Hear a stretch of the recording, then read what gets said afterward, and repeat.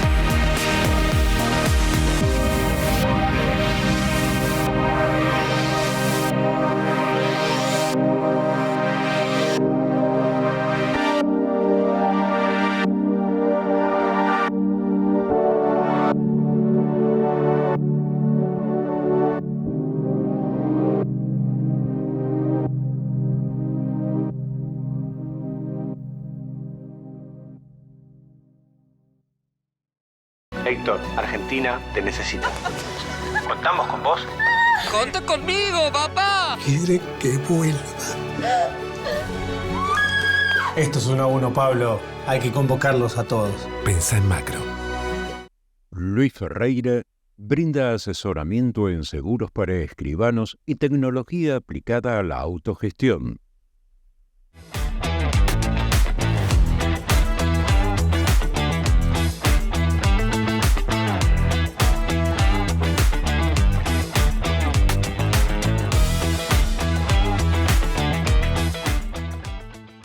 Estamos en el segundo bloque con nuestro invitado de hoy, el escribano Juan Andrés Bravo.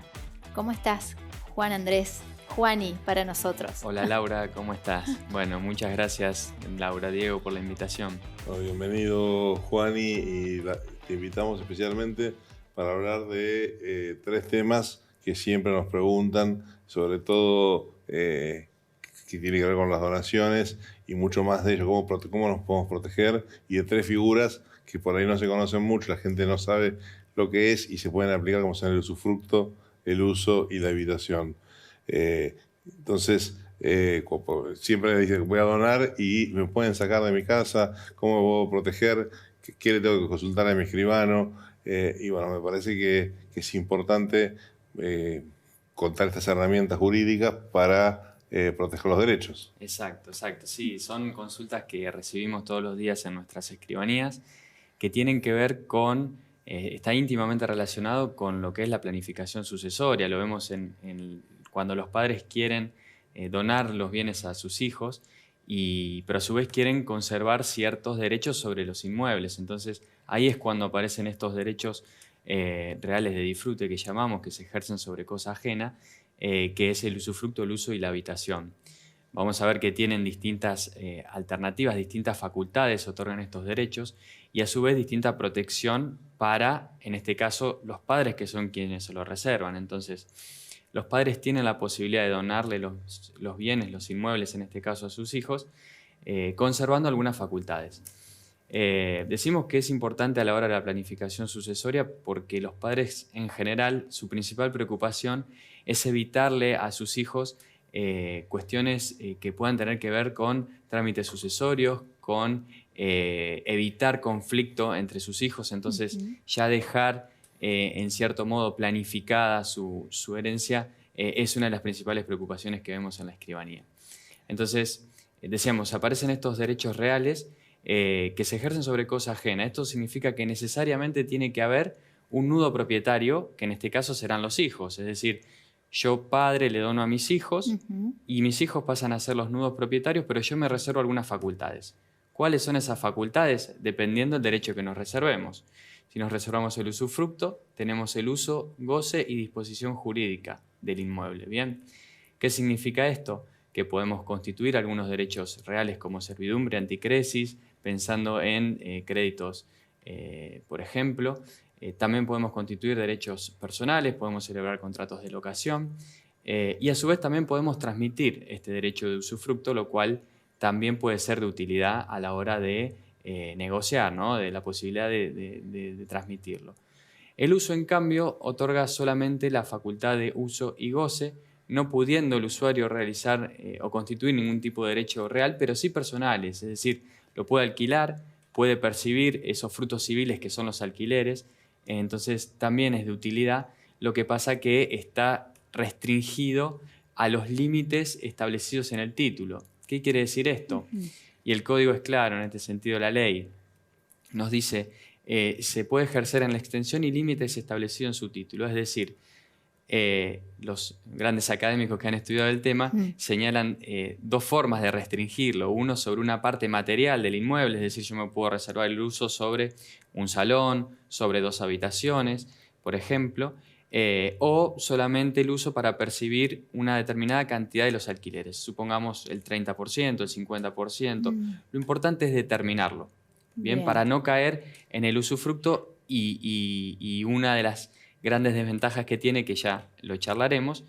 Y por último, el derecho real de habitación, que permite a quien se lo reserva morar el inmueble, habitar en él, sin posibilidad de constituir ningún tipo de derecho ni percibir fruto alguno, es decir, solo me da el derecho a habitar, que generalmente la costumbre argentina es la principal preocupación de los padres que donan, que solamente tienen la intención de vivir ahí y que hasta el día de su fallecimiento no puedan perjudicarlos o les esté garantizada la vivienda en ese inmueble. Entonces, son los 3 grandes derechos que decimos que, como vemos, tienen distintas facultades. Claro, fueron de mayor a menor. De mayor a menor. Mayores derechos me da quedarme con el usufructo. Exactamente. Porque entonces puedo como usufructuario alquilarlo y percibir esos alquileres. Exactamente, sí. Bien, sí. y a su vez puedo vivir.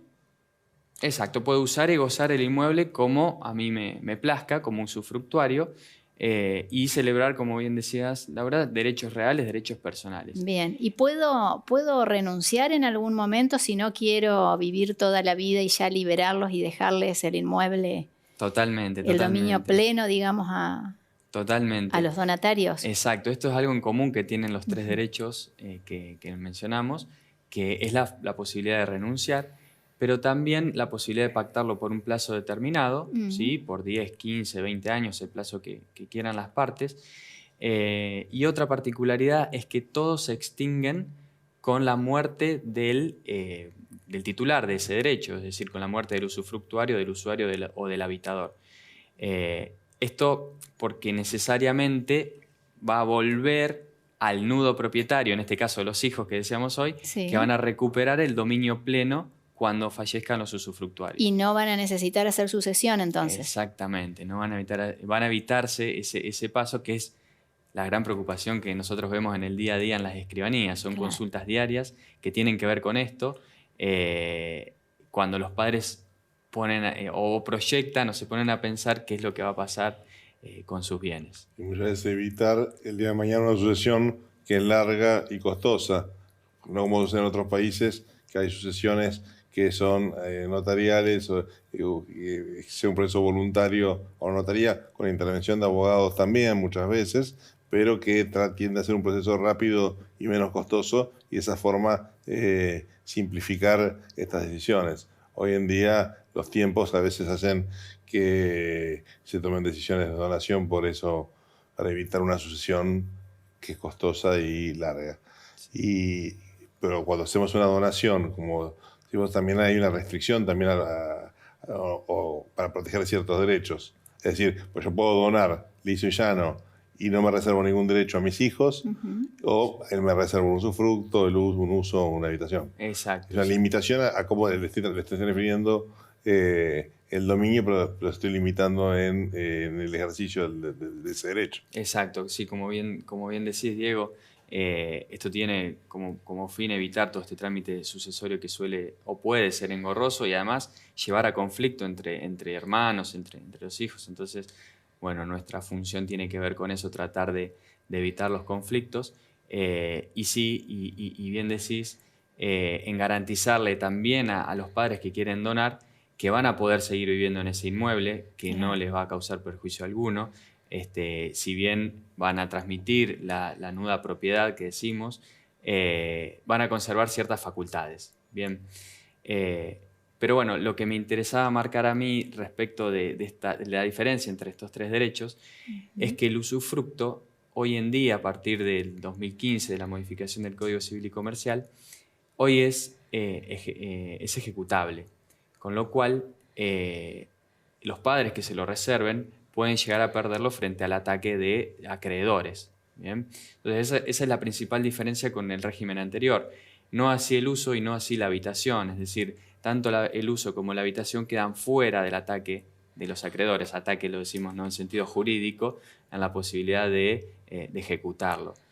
Si bien el usufructuario también tendrá otras herramientas para proteger su derecho, como puede ser una afectación a vivienda, el viejo bien de familia, entonces, bueno, se verá, digamos, dependerá de cada caso en particular. Por eso, cuando uno va al escribano y quiere hacer una donación, consultarle sobre las posibilidades que tiene es fundamental para determinar qué derecho puede reservarse o, como bien decía Diego, donar la propiedad plena sin intención, o sea, con la plena intención de desprenderse de cualquier facultad sobre el inmueble.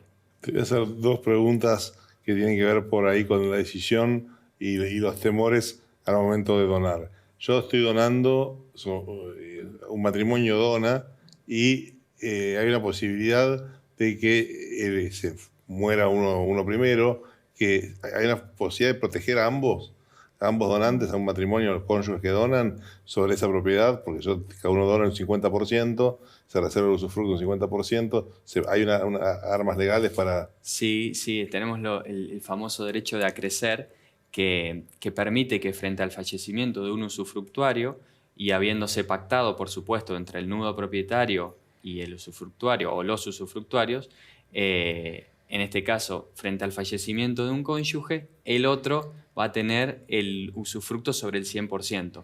Entonces, es una herramienta también muy útil que tiene que ser pensada al momento de realizar la donación. Y que es importante advertirlo al momento de firmar esa donación, ese pacto de acrecer. Fundamental, sí. Fundamental para que no haya dudas al respecto y para que el ejercicio de este derecho sea posible, ¿no?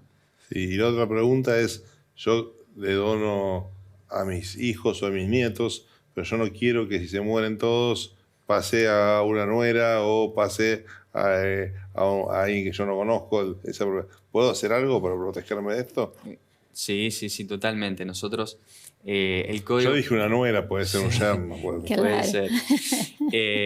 Totalmente, sí. El código permite pactar lo que se llama el derecho de reversión, que esto significa que el donante padre, para hacerlo bien gráfico, ¿no? El donante padre y el donatario hijo, que es quien recibe el inmueble, se puede pactar que frente al fallecimiento del donatario hijo, antes del donante, esa donación revierta y vuelva al donante, al padre. Entonces, de esa forma yo me aseguro que el bien que yo quiero donar lo reciba mi hijo, pero que frente a su fallecimiento vuelva a mí. Y también tenemos otra herramienta. Perdón, Sí. y que también es importante que esa cláusula o derecho de reversión quede en la misma escritura. Exactamente, sí, exactamente. Por eso, cuando uno va a la escribanía con la intención de realizar estos actos de donación, que como decimos es una costumbre muy arraigada en el derecho argentino, consultemos con el escribano de confianza cuáles son las alternativas que tenemos, las consideremos bien, pensemos bien qué es lo que nosotros vamos a querer hacer con ese inmueble, porque como digo yo, por lo menos en mi ciudad y donde ejerzo hace ya varios años, la principal preocupación es la vivienda, es poder vivir ahí. Y no tanto por ahí la posibilidad de explotarlo o de disponer o de constituir derechos, sino simplemente asegurarme que voy a poder vivir ahí. Entonces, bueno, en base a eso iremos por el uso, iremos por la habitación para evitar cualquier ejecución de los acreedores, o bueno, si ya queremos realizar más actos y tener más amplias facultades, iremos por el usufructo. Pero decía, otra alternativa que tenemos es la posibilidad de pactar una cláusula de inenajenabilidad. Esto es que el donatario hijo no pueda vender ese inmueble por X cantidad de tiempo, porque, no sé, no quiero que haga o, digamos, malgaste el dinero de la vivienda que fue durante toda mi vida, entonces, bueno, por cierto tiempo que la conserve. Bueno, hay distintas herramientas que tiene el escribano para garantizar el ejercicio del derecho y, como digo, depende de cada caso en particular. ¿Y cómo sería esto de la inenajenabilidad? ¿Es una cláusula que queda en la escritura? ¿Hay un tiempo determinado de inenajenabilidad? Es una cláusula exactamente que queda en la escritura y puede establecerse por el plazo máximo de 10 años para que el donatario, en este caso el hijo, no pueda venderlo a ninguna persona. ¿Está? O sea, tiene sus beneficios y sus contras, porque lógicamente implica quitar del comercio ese inmueble por esos 10 años. Claro. Más allá de que después pueda revocarse con la conformidad del donante, trae ese inconveniente también. Pero bueno, es casuística y es la voluntad de cada parte. ¿Esa inenajenabilidad es en una donación pura y simple o también en una que tiene usufructo? También puede pactarse en una donación con reserva de usufructo, sí, exactamente. Cuando hablaste de habitación también, que se puede hacer reserva de la habitación, alguien que también sucede en el caso del cónyuge supérstite, que puede reclamar también la habitación, que es lo mínimo indispensable. Por ejemplo, hay un matrimonio, se muere él, queda una cónyuge en terceras nupcias y hay hijos de un primer matrimonio de un segundo. Y la cónyuge en terceras nupcias puede plantear esta habitación, este derecho sobre el único inmueble que forma parte del acervo hereditario. Sí, totalmente. La ley protege al cónyuge con un derecho real de habitación que es de pleno derecho, le corresponde por el solo hecho de ser cónyuge y únicamente sobre el inmueble que fue asiento del último hogar conyugal. Con lo cual también es una herramienta a la hora de la protección, ¿no? del cónyuge, porque, y me ha tocado un caso, en donde sabemos que los cónyuges casados bajo el régimen de comunidad, como fue siempre, no pueden contratar entre sí, entonces no podía constituir usufructo en favor de su cónyuge. Claro. Entonces, bueno, mi asesoramiento fue, quédese tranquilo que su cónyuge va a tener un derecho real de habitación vitalicio que la misma ley le está otorgando sin necesidad de pactarlo en vida. Con lo cual, esto también es una herramienta a la hora de la planificación sucesoria, tenerlo presente y saber que cuenta con ese derecho, como decimos, que es de pleno derecho. La misma ley se lo está otorgando y no es necesario constituirlo, pactarlo, realizar escritura en vida ni nada por el estilo. Pero también, y en una de las innovaciones que trajo el código ya vigente hace 9 años, es respecto del conviviente. Sabemos que hoy podemos registrar nuestra unión convivencial y el conviviente va a tener un derecho real de habitación, pero solamente por 2 años y bajo ciertas condiciones, ¿sí? No es vitalicio como en el caso del cónyuge superstite, pero bueno, en el caso de que no tenga una vivienda el conviviente o no tenga los medios para garantizarse su propia vivienda, contará con este derecho por el plazo de 2 años. Bien. En el caso de la donación, ¿es una escritura cara? Y la donación, en realidad, en la provincia de Buenos Aires tenemos lo que es el impuesto a la transmisión gratuita de bienes, que es a nivel país, no existen otras demarcaciones, con lo cual puede llegar a encarecer un poco el trámite, a pesar de que está exenta de impuestos de sellos y de impuestos nacionales también, con lo cual los costos respecto de una compraventa se reducen en gran medida, ¿no? Además, lo que es el impuesto a la transmisión gratuita de bienes tiene una base imponible que es elevada, entonces no en todos los casos va a estar alcanzado por este impuesto. Si es una sola vivienda o 2, claramente no va a estar alcanzada por el impuesto, que no es algo del escribano, sino que es un impuesto. Es el caso de la provincia de Buenos Aires. En Ciudad o en Entre Ríos, no existe y facilita muchísimo más las donaciones. Igual no tienen impuesto de sellos. Eso hay que aclararlo. Totalmente. No tiene alícuota de sellos que llevamos en 3,5, en provincias 2. Bueno, eso va variando. Eso no lo tienen. Por eso decimos que respecto de una compraventa o de cualquier otra operación resulta mucho menor en cuanto a costos la realización de una donación y sobre todo también teniendo en cuenta que suelen evitarse trámites sucesorios, ¿no? Posteriores. ¿Qué pasa con las donaciones que se donan desigualmente a los hijos o a los nietos? Vamos a hablar de hijos. ¿Puedo donarle más a un hijo que a otro? Es una pregunta que siempre se hace. Es una pregunta que solemos recibir en la escribanía, ¿no? Sí, totalmente.